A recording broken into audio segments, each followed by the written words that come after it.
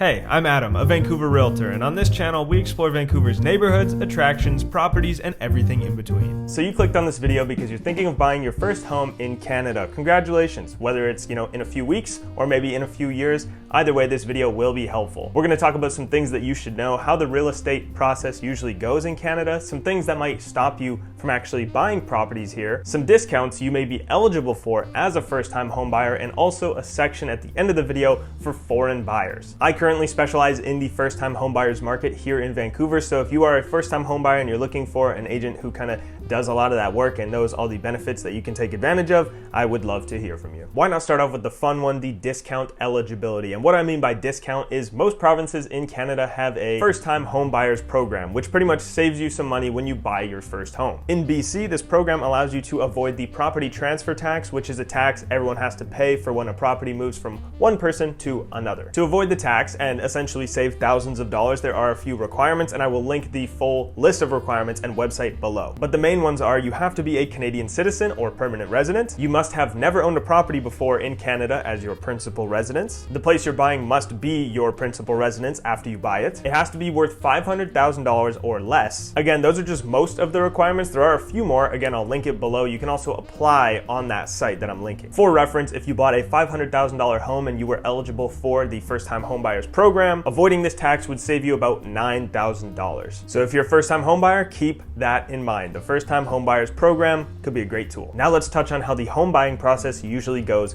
here in Canada. Usually the process of buying a home takes between 45 and 120 days, and that's a 30 to 90 day house hunt, and then 30 to 45 days after that to get the loan in place, get inspections done, and then move in. Your very first step in the whole process should be, in my opinion, finding an agent. And there are so many different agents out there. There are people like me, who are friendly and pretty relaxed and still competent, and then there's also people who are, no smiling. It's all business. Not that that's a bad thing, but different, people, different buyers will want to work with different agents. So you should find an agent that you feel like you can trust and you get along with. And what everyone should know about agents is what their duties are to you, to the buyer, and also why do you want an agent? What do they really do for you? Because then you know what to expect from them. When you join into an agency agreement with an agent, they now have your best interest in mind. Legally, they have to. That means they can't tell people your final budget or your personal information or anything that would help the other party in the deal, or they would be breaking agency law. So it's important to trust your realtor. But why work with an agent in the first place? I can just do it by myself, right? Well, what a lot of people don't know is that when you're a buyer, you actually don't pay your agent for helping you find apartments, show you listings, do all the research. The seller of the property actually pays both agents. So they pay their own agent and they pay the buying agent, which in that case would be the agent that was helping you. So really, when you're a buyer, you should be using agents as much as possible because they're pretty much working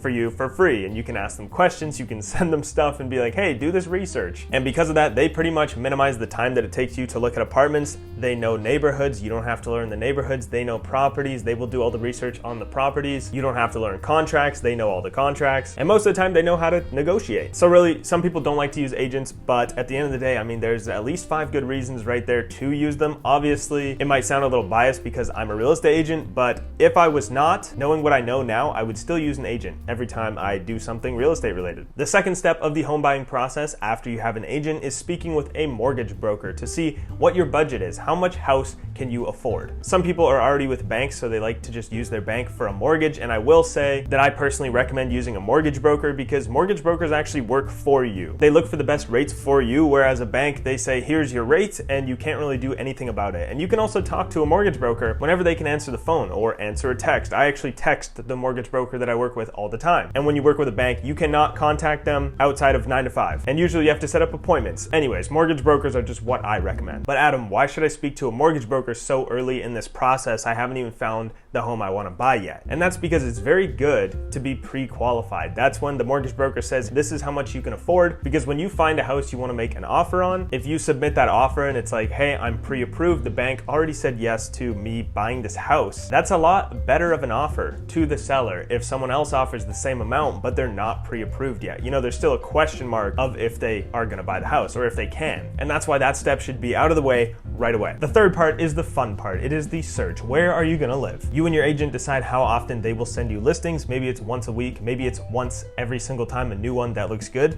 comes on the market. You let them know if you're interested in any of them. They do some more research, tell you the positives and negatives. Maybe you book a showing, maybe you move on to the next one. And then it's some back and forth, some trial and error, checking out some places until you find the right one. Sometimes it only takes one tour to know that a place is your future home. Like me and my associate Brian just showed a few houses in Squamish, and it only took our clients 2 houses to decide that that was going to be their forever home. And now a month later, they are living there. Now talking about foreign buyers, but before we get to that, if you are looking for an agent or looking to get connected with an agent in Vancouver, I am taking on clients currently, or if you're looking for someone else or a different area, I can also connect you with someone. So what if you're a foreign buyer, which means not a permanent resident of Canada? Well, things are a little different. There's a couple extra things to be aware of, and that's mainly because the government here wants to control the housing economy a little bit. Make sure that it's still affordable for the people who live here. Currently in Canada, if you are a foreign buyer, you have to pay a 20% foreign buyer's tax on any property you buy. So if you're gonna buy a property that was $1 million,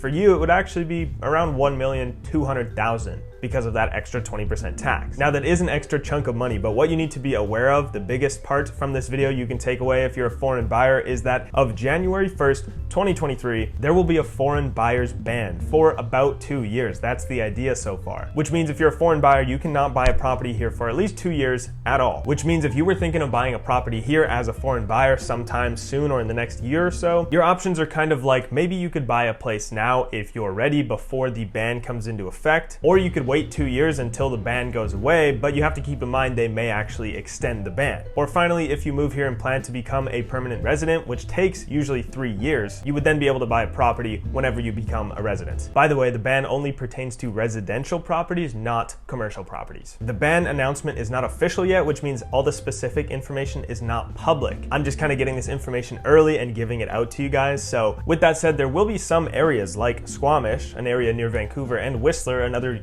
area near Vancouver, that will actually be not part of the ban. So foreign buyers will still be able to buy there. With that said, there will also be some exceptions for people who have been living here for a couple of years and plan to become permanent residents and are working and have a valid work permit, who want to buy a house. Those types of people may be allowed to. Once the announcement comes out with all the details, I will be sending an email to my email list about this so that everyone knows exactly what the rules are. So if you want to be a part of the email list and want to learn about this when we actually have all the information, leave your email below this video. And after all those steps, you can now enjoy your new home. If you have any questions about your situation or maybe opportunities regarding properties in Vancouver, I would love to hear from you, as I mentioned. So subscribe to this channel and I will see you in the next video.